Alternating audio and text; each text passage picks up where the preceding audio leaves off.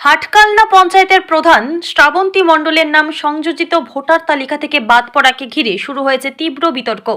শনিবার প্রকাশিত নির্বাচন কমিশনের সংশোধিত ভোটার তালিকায় কালনা থানার অন্তর্গত হাটকালনা পঞ্চায়েত প্রধানের নাম না থাকায় রাজনৈতিক মহলে চাঞ্চল্য ছড়িয়েছে। তালিকা প্রকাশের পর সংবাদ মাধ্যমের প্রতিনিধিরা তার বাড়িতে গেলে প্রথমে তাকে পাওয়া যায়নি। পরে রাস্তায় দেখা মিললেও এ বিষয়ে তিনি ক্যামেরার সামনে কোনো মন্তব্য করতে চাননি। অভিযোগ বিষয়টি নিয়ে প্রশ্ন করতেই তিনি উত্তেজিত হয়ে পড়েন এবং এক মহিলা সাংবাদিকের মোবাইল ফোন কেড়ে নেওয়ার চেষ্টা করেন। ঘটনায় উপস্থিত সংবাদকর্মীদের সঙ্গে তার বচসা বাধে। এদিকে জানা গিয়েছে কালনা পৌরসভার এক জনপ্রতিনিধির নামও একই তালিকা থেকে বাদ পড়েছে। ঘটনা প্রসঙ্গে বিজেপির কাটুয়া সাংগঠনিক জেলার সাধারণ সম্পাদক সুমন ঘোষ বলেন, হাটকালনা পঞ্চায়েত প্রধানের বিরুদ্ধে আগেই বিভিন্ন দপ্তরে অভিযোগ জানানো হয়েছিল। তার দাবি, প্রকাশিত ভোটার তালিকা সেই অভিযোগের যথার্থতাকেই ইঙ্গিত করছে।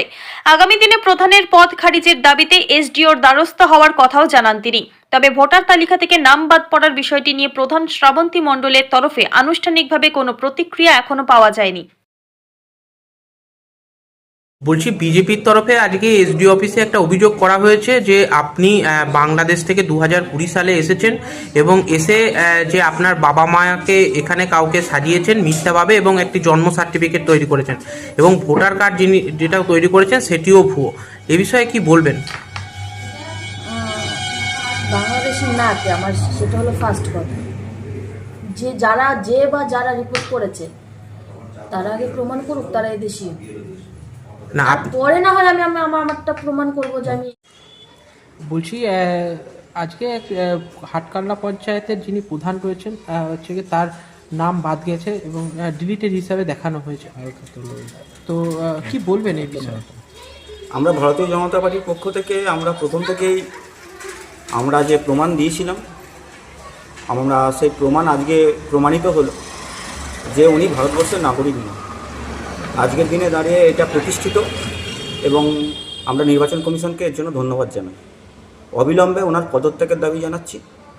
যেহেতু তিনি ভারতীয় নাগরিক নয়, সেহেতু তার পদত্যাগ করে হাটকালনা পঞ্চায়েতের প্রধানের পদ ফাঁকা করার দাবি জানাচ্ছি।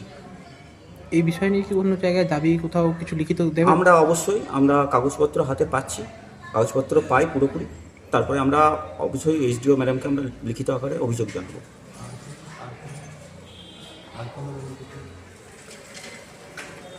আর আমরা শুনতে পাচ্ছি আরও জনপ্রতিনিধি আছে কালনা শহরের বুকেও, তারও নাম বাদ গেছে। আমরা এখনও পর্যন্ত কাগজপত্র হাতে পাইনি। হাতে পাইলে আমরা সে বিষয়েও আমরা যথাযথ ব্যবস্থা নেওয়ার জন্য সম্মানীয় এসডিও ম্যাডামকে আমরা আবেদন জানাবো। কি নাম আপনার? আমার নাম সুমন ঘোষ, ভারতীয় জনতা পার্টির সাধারণ সম্পাদকের দায়িত্বে আছে।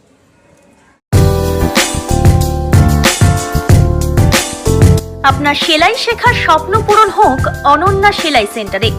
আপনি কি নিজের হাতে সুন্দর পোশাক তৈরি করতে চান? একটি নিশ্চিত ভবিষ্যতের জন্য সেলাইকে পেশা হিসেবে নিতে চান? তাহলে আজই যোগাযোগ করুন আমাদের সাথে।